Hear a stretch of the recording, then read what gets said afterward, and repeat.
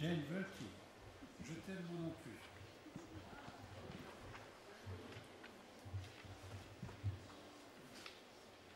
Bien, merci. 15-20 minutes, Alain? On va essayer. 15. Merci. Merci aux organisateurs de m'avoir invité. Merci de votre présence. Je dois vous préciser que quand Brigitte Riblinger m'a proposé ce sujet, c'était il y a 2 ans à peu près. Et à l'époque, j'avais accepté tout de suite. J'avais imaginé un type d'exposé. Et à cette époque, le Mediator était un antidiabétique reconnu. Servier était un grand laboratoire français dans lequel nous avions tous parfaitement confiance. Et un des ponts de la pharmacovigilance européenne avait confirmé quelques mois plus tôt que la sécurité de ce médicament était totale.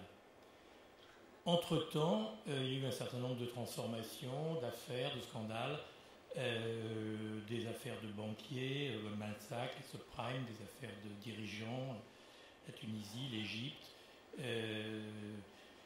différentes choses qui font que je n'ai pas pu aborder cette question avec toute la sérénité que j'aurais voulu y mettre il y a 2 ans. J'ai donc essayé d'intervenir à ma manière, en faisant une chose un peu personnelle. Ne m'en veuillez pas, ce sera un peu débridé, j'espère le faire en 15 minutes débridé, mais ça ira peut-être un peu dans tous les sens selon vous. 2 remarques initiales, l'une qui concerne le titre. Je me suis rendu compte en réfléchissant à cette question combien c'était difficile avec des mots de cerner un sujet et comment finalement de parler du duo médecin-industrie pharmaceutique était extrêmement réducteur parce qu'il est évident que dans la vraie vie, la pièce ne se joue pas à 2 mais à 4 et que l'État joue un rôle régulateur déterminant et que les citoyens, les utilisateurs, les patients jouent un rôle de plus en plus organisé et de moins en moins négligeable et qui, je pense en particulier au problème de pharmacovigilance, le sera de moins en moins. Autre remarque préalable, les limites de la nomination. C'est vrai que quand je pense à l'industrie pharmaceutique, je me dis que c'est une entité, enfin que c'est vraiment une entité de papier, et que je me demande entre, par exemple, des laboratoires français comme on connaît bien, comme Servier ou Fabre, et des monstres internationaux comme Johnson & Johnson, je ne sais pas bien ce qu'il y a de commun. Je ne sais pas non plus, par exemple, à l'intérieur même de l'industrie pharmaceutique. Je me demande s'il n'y a pas plus de choses qui séparent, par exemple, un chercheur, un juriste, un directeur financier, un commercial. Je me demande s'il n'y a pas plus de choses qui les séparent que de choses qui les rejoignent. Je pense donc que de parler d'industrie pharmaceutique comme ça, globalement, est véritablement prendre un gros risque. Alors, j'avais préparé 3 diapositives. Il y en a une qui est passée tout à l'heure. Peut-être envoyer la première. La première, c'était l'image que j'avais choisie, un peu amusante, dans la première version soft des relations médecin-industrie pharmaceutique. Alors après, j'en ai imaginé une seconde qui était un peu plus méchante, qui faisait suite à certains dysfonctionnements. J'en ai imaginé une 3e du même auteur pour illustrer les relations un peu complexes. Je ne mets pas de figure sur une ou les autres figures de cette image. Je vous laisse imaginer. Je dois dire, avant d'aller plus loin, qu'il faut que je dise un mot quand même de mes conflits d'intérêts. Je pense que si Brigitte m'a proposé cette question, c'est parce qu'elle sait bien que je ne suis pas neutre du tout dans cette histoire. J'ai passé plus d'une dizaine d'années de ma vie dans l'industrie pharmaceutique.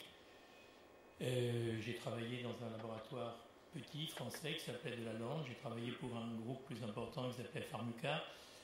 J'ai dirigé le développement de 2 antidépresseurs, l'ancêtre du Prozac qui était l'Obsten, le petit frère du Marsilite qui était l'Humoril, qui était un IMAO réversible, peut-être que certains s'en souviennent. Et j'ai donc eu une expérience tout à fait directe, et je pense que quand m'est venu le titre « Je t'aime moi non plus », c'est parce que je pense qu'à titre personnel, je suis un peu ambivalent sur les différentes fonctions que j'ai pu avoir dans ma vie et que j'ai expérimenté la complexité des liens, puisqu'après je suis devenu psychiatre public et puis psychiatre libéral aujourd'hui. Donc c'est une question que j'aborde un peu de l'intérieur. En plus maintenant, ça fait une dizaine d'années que je suis expert à l'AFSAL, donc ça fait un peu beaucoup de lapsus. Ça fait donc un peu beaucoup d'appartenance. Et puis j'ai eu envie, parce que ça fait partie des choses d'avenir, je pense, de montrer mes conflits d'intérêts actuels et de les chiffrer. C'est une proposition. Je pense que dans l'avenir, dans le futur, puisque c'est le sujet de ce colloque, il deviendra nécessaire de donner ces conflits d'intérêts, non pas de façon abstraite, mais en donnant les aspects financiers, parce que je pense qu'il n'y a pas grand rapport entre un collègue qui a touché 200 ou 500 euros et des sommes infiniment plus importantes qui sont distribuées. Je pense que ces conflits d'intérêts, il faut les rendre visibles, lisibles, interprétables, il faut pouvoir les commenter, il faut savoir quand ils sont d'ordre financier ou d'ordre intellectuel. Je pense que c'est un problème essentiel pour l'avenir, parce que je ne crois pas du tout à l'histoire des experts qui n'auraient pas de conflit d'intérêts. Je pense qu'il y a une expérience qui est en cours en ce moment autour des médicaments pour le vieillissement, à vouloir nommer des gens qui n'ont aucun conflit d'intérêt sur cette question. Les gens qui interviennent n'ont évidemment pas de connaissance des sujets, et donc je ne vois pas comment la HAS va s'en sortir. J'ai reçu une lettre il y a un mois me disant que toutes les heures que j'avais passées à construire les recommandations sur les préventions des complications de la dépression pour éviter qu'elle ne devienne chronique étaient invalidées pour des raisons de conflit d'intérêts. J'ai écrit au président en demandant qu'il veuille bien me dire la raison de ces conflits d'intérêts. J'attends les réponses. Je pense vraiment que pour le futur, c'est une question à discuter, parce que qu'il y ait ou pas un guichet unique, quel que soit le tenant de ce guichet unique, c'est une question que l'on n'évitera pas et on ne peut pas zigzaguer. Alors, cela étant dit, il faut faire court. Je vais essayer de dire fondamentalement, je pense que les relations médecins-industrie pharmaceutique sont dans l'ensemble bonnes, sont dans l'ensemble saines, parce que grosso modo, nous avons les mêmes objectifs. Nous avons le désir d'avoir de nouveaux médicaments, nous avons le désir de mieux soigner, nous avons le désir que les produits soient les plus sûrs possibles. Et puis, je pense qu'il y a une espèce de vieille habitude qui fait qu'un constructeur ne va pas se faire trahir par le cimentier, qu'un garagiste ne va pas se faire fourguer de mauvaises pièces détachées. Je pense que nous sommes dans le même cycle, et je pense que depuis 30-40 ans, grosso modo, tout le monde s'enrichit au sens noble du terme de cette collaboration. Les industriels découvrent les molécules. Pour savoir ce qu'elles deviennent, ils ont besoin de nous, les cliniciens. Moi, j'ai toujours été très étonné par le lien quand on était dans un labo avec les chercheurs. Ils attendent nos résultats, ils attendent nos effets. Je pense que c'est normalement un cercle assez vertueux, et je pense que dans la plupart des cas, les choses se sont passées de cette manière, et que tout ce qu'on entend aujourd'hui sur les écuries d'Augias sont quand même, de mon point de vue, extrêmement excessives. Cela étant, je me suis posé la question et je me suis dit, est-ce que je peux parler même un quart d'heure sans aborder l'affaire du Mediator, qui a des conséquences comme moi je n'ai jamais vues sur les pratiques. Je n'ai jamais vu mes patients aussi méfiants à l'égard des traitements. Je n'ai jamais eu autant de questions sur la sécurité de mes prescriptions. Je n'ai jamais eu autant d'idées persécutives sur le milieu dans lequel on travaille. Et je trouve qu'il y aura un avant et un après Mediator. J'ai fait le choix de ne pas rentrer en détail dans cette affaire parce qu'elle n'est pas jugée. Parce que pour l'instant, on n'a aucune certitude. J'ai des amis dans ce laboratoire, j'ai utilisé leurs molécules. Donc j'ai simplement essayé de faire l'espèce de tour de piste comme ça, sans les hiérarchiser des responsabilités possibles. Je ne sais pas si le laboratoire a menti ou s'il n'a pas tout dit. Je me dis simplement d'ailleurs qu'à l'intérieur même du laboratoire, Servier, c'est un mot qui ne veut rien dire. Il y a un homme, il y a des dirigeants, il y a une équipe dirigeante, il y a des visiteurs, il y a des chercheurs. Je ne sais pas ce qu'est cette entité. Je vous dirai un mot tout à l'heure d'une expérience que j'ai vécue dans l'industrie. Donc, on retombe sur les concepts un peu de papier. C'est compliqué d'aborder une telle question. Il y a des choses en revanche qui me surprennent. C'est quand un expert, 25 ans plus tard, découvre que son expertise a été caviardée, que ce qui a été déposé n'est pas ce qu'il avait écrit, je trouve ça quand même un peu surprenant. Je vous disais que la partie ne se joue pas à 2 mais à 4. Je pense que les patients sont pour quelque chose. Moi, je suis quand même étonné par la dissociation entre des exigences de sécurité et puis un certain nombre de personnes qui sont quand même prêts pour obtenir des effets pharmacologiques à prendre n'importe quoi. L'histoire des coupes fins pendant 15 ans, tout le monde avait l'expérience des amphétamines, tout le monde savait que des produits qui font maigrir, c'était quand même pas tout à fait anodin, et des quantités de gens ont quand même préféré prendre une pilule magique sans trop se poser de questions sur ce qu'elle contenait. Quand ils le savent d'ailleurs, ils continuent de les acheter, conférer les associations faites dans certaines officines. Je pense que les prescripteurs qui pendant des années ont prescrit un antidiabétique pour couper la faim ne sont pas blanc-bleu non plus. Ils pouvaient ne pas savoir absolument tout au sujet de la pharmacologie de la substance. Ils ne pouvaient pas ignorer un certain nombre de choses, en tout cas il était de leur devoir de se renseigner. Quatrième partenaire, l'État, l'AFSAPS, il semble quand même vrai qu'elle a manqué de vigilance au moins à 2 moments. Un moment initial qui a été celui de l'AMM, qui a été donné sur une indication qui ne semblait pas complètement correcte, et puis celle ensuite du suivi, où on le verra, quand même le sentiment qu'il y a un certain nombre d'alertes qui n'ont pas été prises au sérieux, et que donc là, il y a une défaillance. Donc ce qui s'est passé, ce qui se passe autour de cette affaire, c'est peut-être une responsabilité principale, ça va se hiérarchiser quand ce sera jugé, mais c'est aussi une responsabilité d'ensemble, et c'est un peu ce qui m'a intéressé en traitant cette question, qui était de voir comment on ne peut pas isoler les purs et les impurs dans cette histoire, parce que la pratique de la médecine, c'est un petit peu ça.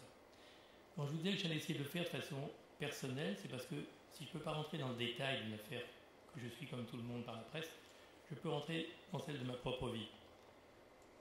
Alors oui, je m'aperçois que j'ai totalement, tu vois, tu me perturbes avec le temps, du coup je ne passe pas les diapos. Alors, 5 minutes. Je reviens un petit peu en arrière. Plusieurs reprises dans ma vie, par exemple, j'ai été devant des contradictions que je dénonce là. Quand j'ai développé l'Humoril, je ne pensais pas que l'Humoril était un bon antidépresseur. J'avais monté une étude chez des gens non déprimés, non anxieux, chez des gens fatigués, avec un groupe survecteur, un groupe placebo. Il y avait grosso modo 1000 cas. Le résultat est sorti magnifique. L'Humoril était un magnifique psychostimulant, un magnifique antifatigue. Il n'était pas un bon antidépresseur. Il se trouve que les antiasthéniques étaient remboursés à 30% et qu'il n'était pas possible de commercialiser un antiasthénique. Je vous signale qu'aucun antiasthénique n'a fait la preuve d'un effet contre placebo. Le médicament est sorti comme un antidépresseur, j'en suis totalement co-responsable, je n'ai pas démissionné, quelque chose s'est fait, qui n'était pas ce qui me paraissait la diffusion idéale d'une nouveauté, mais je l'ai toléré quand même. Et j'étais médecin. J'ai pas vraiment menti, j'ai pas tout dit. Deuxième expérience, le retrait de l'Obscène. L'Obscène était un fabuleux médicament. Les gens qui ont guéri ont gardé des boîtes, c'est encore dans la mémoire de quantité de gens. L'Obscène c'était en plus une série moléculaire, c'était un des premiers inhibiteurs d'uptake de sérotonine. Il y avait dans la même série un releaser, puis il y avait un inhibiteur releaser, c'était une mine peut-être de recherche. Ce médicament, j'étais dans le labo, ce médicament a été retiré du commerce, je n'ai jamais su pourquoi, étant à l'intérieur du laboratoire. Les raisons qui ont été données de problèmes pharmacologiques chez les sujets âgés n'étaient pas suffisantes, il suffisait de retirer l'indication chez les sujets de plus de tant d'années, je ne le sais pas. Donc quand on parle d'industrie pharmaceutique, je pense qu'il faut avoir présent à l'esprit que parmi les gens qui travaillent dans l'industrie pharmaceutique, le niveau d'information est extrêmement variable. Mais j'ai bien aimé rappeler cette histoire dimensionnelle qui était discutée ce matin dans le DSM-5, parce que je pense personnellement que dans les projets d'avenir pour la psychiatrie, l'utilisation des effets dimensionnels des molécules sera fondamentale, avec cette question que je posais à Lorca, qui est qu'elle va complètement en sens opposé à la rigidification actuellement des AMM, qui va faire qu'on va nous faire prescrire dans les AMM et qu'on prendra des risques en prescrivant du dimensionnel. Je vais passer sur 2-3 choses que je voulais dire. Je vais dire un mot sur l'histoire des plans de gestion de risque. Vous connaissez tous la commercialisation d'une molécule le plan de gestion de risque. Je ne comprends pas, ces plans de gestion de risque ne marchent pas. Ils sont devenus une espèce de formule vide. Ils ne marchent pas pour des raisons simples. C'est que soit les médecins ne l'appliquent pas, soit quand ils tentent de l'appliquer, ce qui est mon cas, les patients ne le font pas. Sur les deux derniers antidépresseurs, le Cymbalta et le produit Servier, les bilans hépatiques étaient nécessaires. Je me souviens parfaitement de ce que j'ai demandé aux patients en leur disant « je veux que vous fassiez ça ». 3 patients sur 5 ne le font pas. Or, on nous rebat les oreilles avec les problèmes de tolérance de sécurité. Je ne comprends pas pourquoi il est impossible, quand un médicament est mis sur le marché, quand d'un seul coup il passe de la phase 3000 cas à une phase 30 000, 10 000 cas, pourquoi on ne rend pas obligatoire une surveillance stricte pendant 1 an. On ne délivrerait pas le médicament sans avoir les résultats du bilan biologique, et au bout d'1 an, on saurait parfaitement si oui ou non un produit est ou n'est pas hépatotoxique. Ça fait 10 ans que cette question traîne, je n'ai pas d'explication et personne ne m'en a donné. Et cette question, évidemment, elle se pose, je trouve, de plus en plus pour les psychotropes que nous avons à utiliser, puisque la vieille vague des psychotropes, celle du temps de l'anafranil, du tofranil, on se moquait un peu de la sécurité. On avait besoin de produits puissants, mais pas grand-chose, et à ce moment-là, on ne devait pas trop regarder. La sélection par l'industrie des nouveaux psychotropes a fait que les molécules ont été choisies autant en fonction de leur tolérance, plus en fonction de leur tolérance, pour avoir un marché large, qu'en fonction de leur efficacité.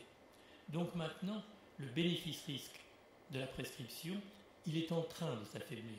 C'est vrai que dans les débats, et les patients lisent ça dans le journal, ils n'ont pas totalement tort, c'est vrai que les tailles d'effet ou les améliorations de taille d'effet sont infiniment plus faibles qu'elles ne l'étaient il y a 30 ou 40 ans. Et qu'en effet, ça pose différemment la question de la sécurité. Donc, dans les 10 secondes qui me restent, moi je n'ai pas de diapo à une minute, mais je le dis, je vais essayer de vous dire alors tout ce que je n'ai pas traité en ce court laps de temps. Je n'ai pas du tout traité dans ces relations la dimension économique. Elle est pourtant fondamentale. Je l'ai traitée parce qu'elle est extrêmement complexe, elle est longue, elle est passionnante. Ce qu'on peut remarquer, c'est que quand même, grosso modo, dans notre pays, les pouvoirs publics, la collectivité, jusqu'à présent, a accepté au remboursement à peu près toutes les nouveautés, quel que soit le bénéfice réel obtenu par ces nouveautés. Ils l'ont fait, moi je trouve que c'est bien, on en avait les moyens, mais ils l'ont fait en essayant d'imposer à la prescription des algorithmes. C'est-à-dire que si un médicament était considéré comme apportant une amélioration, mais pour un produit en seconde ou en troisième intention, il était prévu que l'AMM soit donné avec l'application en troisième intention. Ça n'est jamais fait, ça n'est jamais appliqué, et c'est peut-être ce qui va, dans l'avenir, pénaliser beaucoup les choses. La deuxième chose, c'est le fait que je pense que jusqu'à présent, on a maintenu en France une solidarité de fait entre les bien portants, les un peu malades et les très gravement malades. Je ne suis pas sûr que cette solidarité de fait se maintienne. Et dernière chose, la tendance sur cette feuille, la tendance à la privatisation, je pense qu'on assiste à une tendance accélérée à la privatisation et à ce que ces avantages médicaux qui datent de l'après-guerre s'effritent. J'ai cité ce chiffre sur la taxation des complémentaires. J'ai lu hier en arrivant dans l'avion, mais je ne l'ai pas noté, les variations de prix des mutuelles qui, en 1 an et demi, sont devenues considérables. Je veux dire un mot de la visite médicale. La visite médicale, on la connaît tous. On sait tous depuis plein d'années que c'est au lait de la visite médicale qu'on se nourrit. On a appris plein de choses de la visite. On sait qu'il y a un peu de grenadine, on sait qu'il y en a plus ou moins. On sait que la grenadine n'est pas toxique. On sait qu'on aime plutôt bien. Nos syndicats n'ont jamais hurlé pour se révolter contre la présence excessive des visiteurs dans nos cabinets. Et donc, tout était plutôt bon enfant, à condition que ce qui nous soit présenté ne soit pas d'énormes mensonges. Et là, on tombe sur les questionnements actuels. Je n'ai plus grand temps pour dire ce qui me paraît essentiel pour l'avenir, c'est que si les attaques actuelles à la fois contre l'industrie, contre les médicaments et contre les prescripteurs de médicaments classiques se poursuivent. Les journalistes sont quand même, je trouve, extrêmement coupables dans le climat actuel. Petit à petit, la médecine va être remplacée par une prescription de plantes, de placebos, de produits inactifs, de produits qui n'ont pas fait leurs preuves, et la volonté de guérir de vraies maladies va battre en retraite. Je pense que ça sera un des enjeux de l'avenir de la psychiatrie. Merci.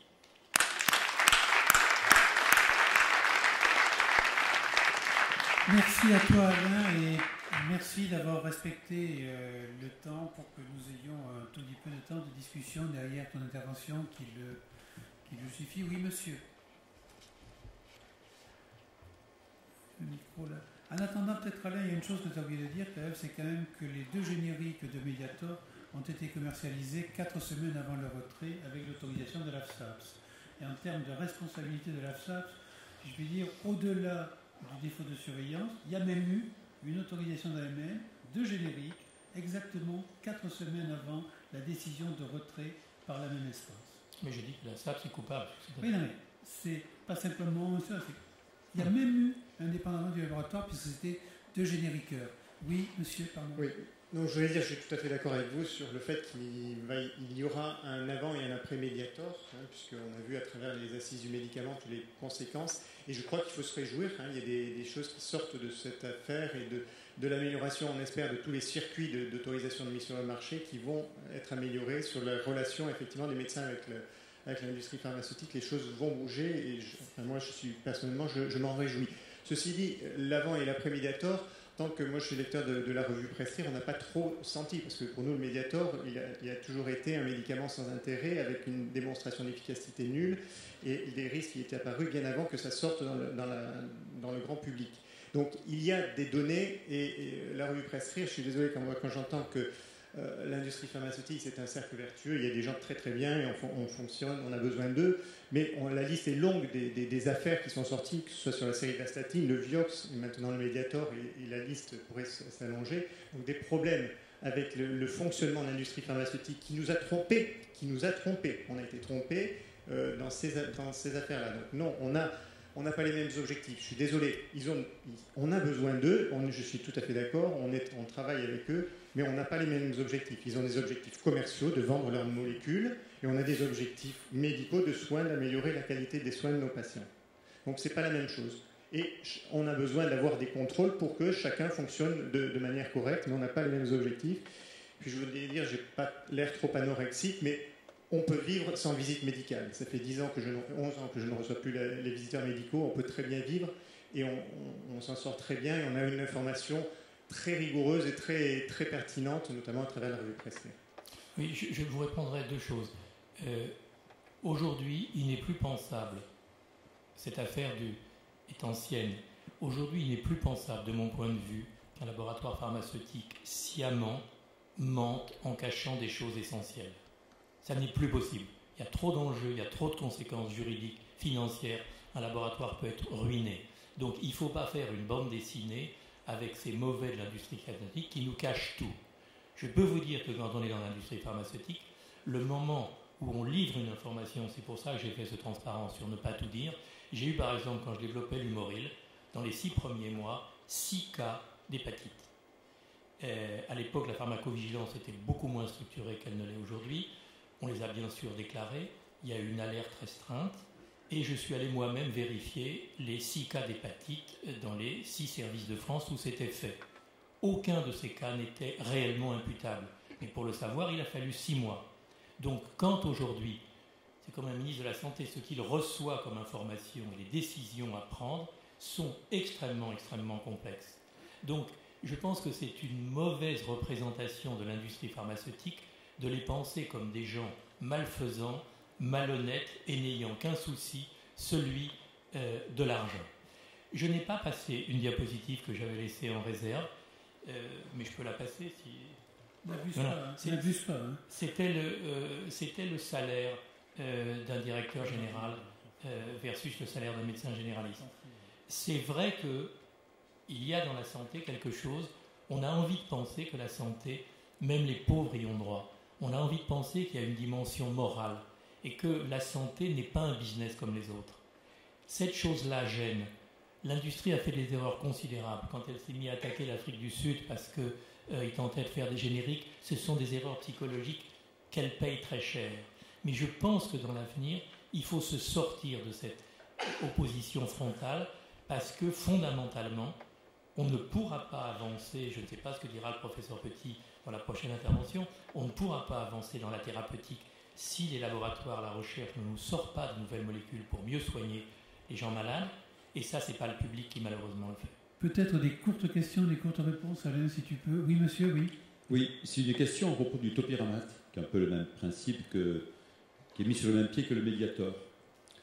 Le topiramate est un médicament antiépileptique qui a des propriétés. Parmi ses propriétés, c'est de vouloir faire maigrir, de pouvoir faire maigrir. Il a été développé sans succès dans les troubles bipolaires. Le problème qui se pose est le suivant. Quand on a des patients psychotiques qui nécessitent un traitement psychotique au long cours, pour leur pathologie qui peut être grave, ces patients, quand ils prennent du poids ou trop de poids, interrompent le traitement. Donc la question qui se pose à un moment, que je me pose moi en tant que praticien, qu'est-ce qui vaut mieux? Est-ce que si on leur enlève leur antipsychotique ou s'ils ne prennent pas l'antipsychotique parce qu'ils ont pris du poids, ils vont aller très mal sur le plan mental. Et donc, c'est toujours ce bénéfice-risque, et moi, ça m'est arrivé de temps en temps de prescrire un peu de topiramate en expliquant le pourquoi du comment, pour que les patients puissent continuer à prendre le traitement et qu'ils restent dehors. Votre question rejoint ce que disait bien Michel ce matin. Je pense qu'il ne faut pas rester, il faut espérer que dans l'avenir, on ne restera pas statique. Actuellement, quand des molécules, on les voit avec des indications hors AMM, des effets dimensionnels, les firmes ne développent pas de recherche. Elles ne développent pas de recherche pour une raison logique facile à comprendre. Elles n'obtiendront pas d'AMM pour un effet dimensionnel. Donc on peut rester pendant des années avec une absence de recommandations de prescription claires, parce que la logique économique actuelle, c'est un médicament, une maladie. Alors que nous avons affaire à des effets dimensionnels. Pour l'instant, on est hors AMM, et pour l'instant, si on découvre dans 6 mois que le topiramate a des effets qui n'ont pas été identifiés dans cette cible de prescription, vous êtes responsable. Bien, pour des raisons de timing, peut-être Alain, quand même, je voudrais quand même faire 2 commentaires et éventuellement que tu dises ta réaction. Moi, je trouve quand même que le premier conflit d'intérêts, c'est le fait que chacun de nous a envie et motivé pour défendre en quelque sorte sa spécialité. Et il y a humainement une espèce d'enthousiasme, et d'ailleurs nous le savons tous, une espèce d'enthousiasme qui signifie nos attentes, nos espoirs, et ça c'est une vraie réalité. Je l'ai moi-même vécu pendant des années à l'Agence du médicament, où j'ai applaudi pendant des années à tout ce que faisaient les cardiologues, jusqu'au jour où j'ai réalisé que chaque fois que j'applaudissais, l'enveloppe pour les psychotropes se rétrécissait. Donc il y a là une première chose, puisque c'est une enveloppe fermée. La deuxième chose, monsieur, j'ai été abonné à Prescrire. J'ai repris les Prescrire des dernières années. Je n'ai pas trouvé beaucoup de molécules qui avaient grâce aux yeux de Prescrire. Et pourtant, ce qui m'amène à se dire que Prescrire, outre le fait des subventions publiques que reçoit cette revue, ce qu'elle oublie de dire, elle reçoit des subventions publiques, monsieur. Elle reçoit des subventions... Oui. Non. Plus long, mais il faut le dire, et plus longtemps, il y en a encore, je peux vous l'assurer. Bon, donc, cette revue, peu de molécules ont trouvé grâce à leurs yeux. Et pourtant, dans notre spécialité, qui pourrait contester aujourd'hui l'avantage de nouveaux antidépresseurs, de nouveaux antipsychotiques, malgré tous les problèmes? Je veux dire, ça me fait penser un tout petit peu à quelqu'un qui dirait que la voiture du début du XXe siècle, du XXIe siècle, n'est pas mieux que la voiture du début du XXe siècle parce qu'elle n'a pas inventé une alternative au moteur à explosion. Et pourtant, la voiture du début du XXIe siècle n'a rien à voir avec la voiture du début du XXe siècle. Et je pense, moi je puis vous dire, que les médicaments psychotropes que nous prescrivons aujourd'hui à nos malades atteints de schizophrénie, à nos malades atteints de dépression, sont quand même très éloignés des médicaments qui sont. Et un collègue me racontait récemment un membre éminent de Prescrire déprimé. Il a pris un nouvel antidépresseur dont sa revue avait écrit qu'il n'avait aucun intérêt. C'est ce que j'appelle l'écart idéopraxique. Donc il ne faut pas être idéologique. Et je voudrais avoir l'avis d'Alain, et surtout sur ce problème qui est cet incontournable conflit d'intérêts que nous portons en nous, si je puis dire. Je vais te répondre un peu à côté. Quand je disais par exemple que mon expérience d'avoir été dans l'industrie et puis ensuite prescripteur était particulière, c'est quand on est dans l'industrie, on a aussi envie qu'une molécule sur laquelle on a travaillé pendant 2, 3, 4 ans, sur laquelle toute une équipe a travaillé, réussisse. Et quand on commence à voir des signaux inquiétants, le fait de les balancer publiquement, il faut quand même savoir que vous annoncez le moindre risque ou ombre d'effets secondaires. Dans la semaine qui suit, toute la concurrence l'a en première page de ses visites. Donc l'arbre décisionnel d'annonce d'effets secondaires, ne parlons pas de retrait de marché, mais toute la gestion du risque quand on est industriel est une chose extrêmement compliquée où tous les coups sont permis. Et quant à ce que dit Jean-Pierre sur le besoin que l'on a, notre narcissisme à nous, il est aussi fait sur l'usage que l'on fait de molécules nouvelles. On a envie de nouveautés. On peut penser que notre équation permanente fait les choses, mais évidemment que de nouveaux médicaments nous narcissisent. C'est dans ça que je dis que finalement l'industrie, et nous avons grosso modo les mêmes objectifs, à condition qu'il y ait une ligne qui ne soit pas franchie, et la ligne pas franchie, c'est l'escroquerie intellectuelle volontaire, c'est-à-dire c'est la différence entre mentir et ne pas tout dire. Merci Alain. Alors, nous passons maintenant à l'intervention du professeur Petit qui va nous dire s'il peut y avoir aussi un avenir pour la psychopharmacologie.